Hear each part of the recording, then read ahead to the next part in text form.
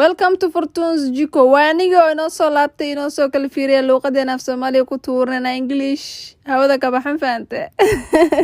Videogan especially waxaan ugu talagalay wiilasha taraaga raaco. Waxaan rabaa inaan nituso oodkac oo America si loo sameeyo. Waa oodkac Mareykan Soomaaliya ma haya. Fart waxaad u baahan tahay hilibkaas ma arkin oo beefka kuskuusan oo sas u jajaran saliid dabka saaro. Saliid badan ayaad u baahan tahay. Waxa kale u baahanay heel waa ku carfinayna ma faante carafos. Heelka jijibi waa qolfiis mu baahan miraha la u baahanahne.